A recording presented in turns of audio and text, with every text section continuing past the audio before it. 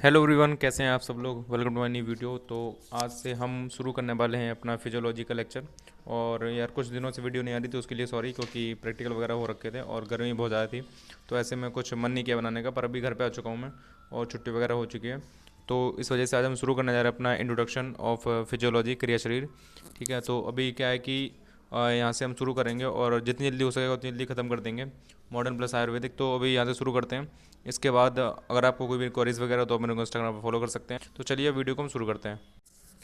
तो हमारा ये इंट्रोडक्शन वीडियो होने वाला है। ठीक है, तो क्रिया शरीर, ठीक है, इसको मॉडर्न में फिजियोलॉजी भी बोलते हैं।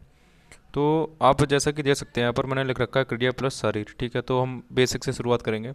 और क्रिया का मतलब होता है फिजियोलॉजी और फंक्शनिंग। ठीक है, फंक्शनिंग। और हमारा शारीर का मतलब होता है बॉडी, और जहाँ पर हमारी की बॉडी की एक्टिविटीज़ हैं उनका हमें जहाँ पर वर्णन मिलता है, ठीक है, तो उसको हम बोलते हैं शारीर।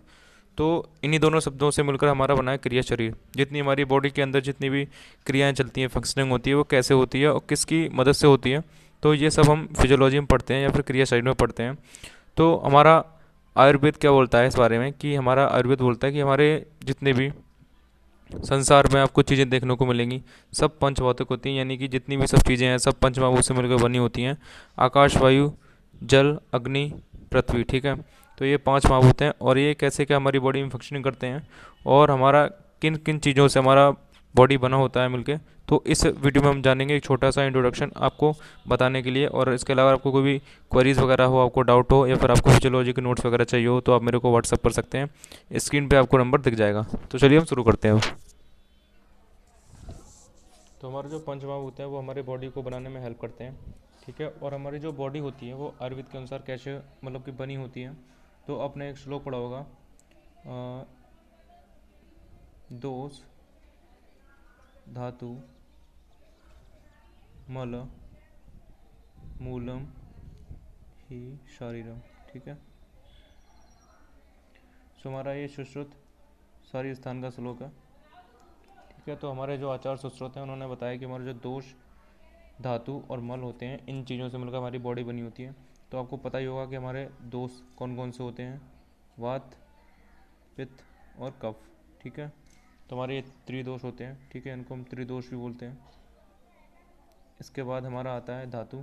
तो धातु आपको पता ही है हमारी क्या होती हैं, धातु वह होती हैं जो हमारे बॉडी का, ठीक है, धारण और पोषण करती हैं। ठीक है, धारण व पोषण करती हैं। पोषण यानी कि उनको न्यूट्रिशन प्रोवाइड करती हैं, और धारण यानी कि जो बॉडी को बनाने में हेल्प करती हैं। ठीक है, इसके बाद हम आते हैं कि कितने तरीके की धातु होती हैं। आपको पता ही होगा कि हमारी जो धातु हैं वो 7 तरीके की होती हैं। रस, रक्त, मांस, मेद, अस्थि, मज्जा और शुक्र।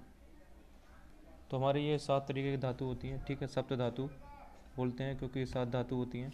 इसके अलावा हमारा ओज धातु भी आती है। ठीक है, पर हमारी जो मेन है ये हमारी सप्त धातु ही होती हैं, तो इनके बारे में भी हम बाद में डिस्कस करेंगे।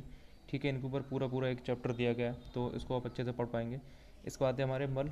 हमारे मल कौन कौन से हमारे बॉडी में होते हैं, क्योंकि हमारे जो मल हैं वो भी हमारे बॉडी को बनाने में हेल्प करते हैं।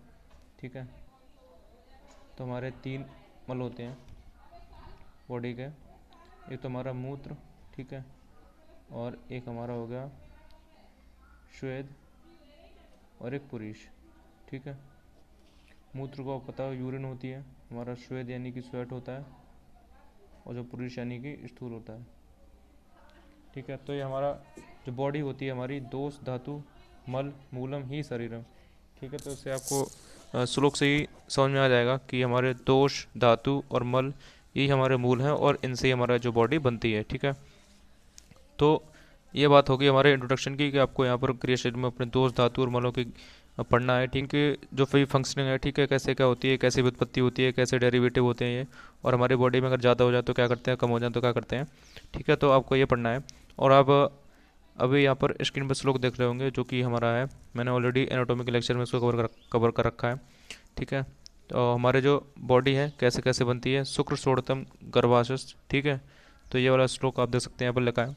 ठीक है, तो हमारा शुक्र यानी कि स्पर्म, षोड़ित यानी कि ओवम। ठीक है, हमारी बॉडी कैसे बनती है तो वो बताया गया उसमें कि शुक्र षोड़ितम गर्भाशय आत्म प्रकृति विकार समूर्ता गर्भ इति उच्यते। ठीक है, तो हमारा जो शुक्र यानी कि स्पर्म होता है, ओवम होता है, और गर्भाशय में जब उनका संयोग होता है, फर्टिलाइजेशन होता है, और उसमें जब आत्मा, प्रकृति और विकार मिलते हैं तब जाके उसका निर्माण होता है, ठीक है, गर्भ बनता है। और गर्भ में जब क्या होती है, पंचमहाभूतों की क्रिया होती है, ठीक है, पंचमहाभूतों की क्रिया होती है जब जाके हमारा जो है बॉडी बनती है। अब हमारे जो पंचमहाभूत हैं इनकी क्रिया हमारी बॉडी में कैसे होती है, ये हमारा क्या क्या फंक्शन करते हैं, चलिए वो मैं आपको बताता हूँ।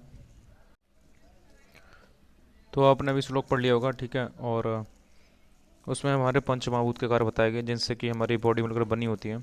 तो आप यहाँ पर एक चीज़ याद रखिएगा, मैं थोड़ा सा भूल गया था। जो हमारे दोष होते हैं वो दो टाइप के होते हैं, एक हमारे शारीरिक दोष और एक मानसिक दोष। तो हमारे ये शारीरिक दोष हैं, और जो हमारे मानसिक दोष होते हैं,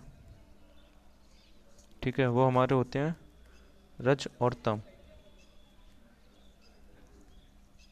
ठीक है, सत्व नहीं होता है। तो ये हमारे मानसिक दोष होते हैं जो हमारे मन में विकार उत्पन्न होते हैं, ठीक है, ईर्ष्या, द्वेष और दूसरों से गुस्सा करना या फिर किसी के बारे में गलत सोचना, तो इन गुणों की वजह से आते हैं वो, ठीक है। तो उनको भी डिस्कस हम बाद में डिटेल में करेंगे। और चलिए हम इनके महाभूतों के काम देख लेते हैं क्या क्या होते हैं। तो फर्स्ट ऑफ ऑल आकाश का हमें दिया गया है, तो आकाश का काम होता है हमारा रिक्त स्थान, ठीक है, यानी कि कैविटी, कोई भी जैसे स्टमक की कैविटी हो गई या फिर हमारे किसी बॉडी में जो कैविटी होती हैं उनको यहाँ पर आकाश महाभूत में उसकी प्रधानता उठती है, ठीक है। इसके बाद हमारा आता है वायु, ठीक है। वायु क्या करती है, हमारा विभाजन करती है, यानी कि डिफ्रेंशिएशन करती है सेल टू सेल से। इसके बाद हमारा आता है अग्नि। तो अग्नि क्या करती है, हमारे जो पाचन करती है, यानी कि जो डाइजेशन होता है वो करती है, ठीक है, फूड वगैरह का। इसके बाद हमारा जल, ठीक है, इसका काम होता है क्लेदियंती, यानी कि जो म्यूकस वगैरह फॉर्मेशन है, कुछ चिपचिप ऐसा पदार्थ, ठीक है, तो उनका फॉर्मेशन करती है। इसके बाद हमारा पृथ्वी आता है। पृथ्वी का है संहति, ठीक है, यानी कि जो हमारे बॉडी को सॉलिडनेस है ये हमारी पृथ्वी महाभूत से मिलती है, ठीक है। तो ये हमारे जो भी महाभूत हैं इनका क्या रिलेशन होता है हमारे बॉडी से, ठीक है, तो ये अपनों को पता चल गया है। और कितने हमारे दोष होते हैं, क्या हमारी धातुएं होती हैं, ठीक है, और हमारे जो मल हैं वो क्या होते हैं। तो इनके बारे में एक छोटा सा इंट्रोडक्शन पार्ट ये हो गया है। अब हम अगले लेक्चर में इसके आगे जो भी टॉपिक है वो कवर करेंगे। और इसके अलावा अगर आपको कोई भी क्वेरीज वगैरह हो तो आप मेरे को इंस्टाग्राम पर फॉलो कर सकते हैं, नीचे कमेंट कर सकते हैं। और कोई भी अगर आपको डिस्कशन करना हो तो आप टेलीग्राम वगैरह ज्वाइन है वहाँ पर ज्वाइन कर सकते हैं ग्रुप को। और हमारा जो ब्लॉग स्पॉट का चैनल है आप वहाँ पर जाकर नोट्स वगैरह भी डाउनलोड कर सकते हैं।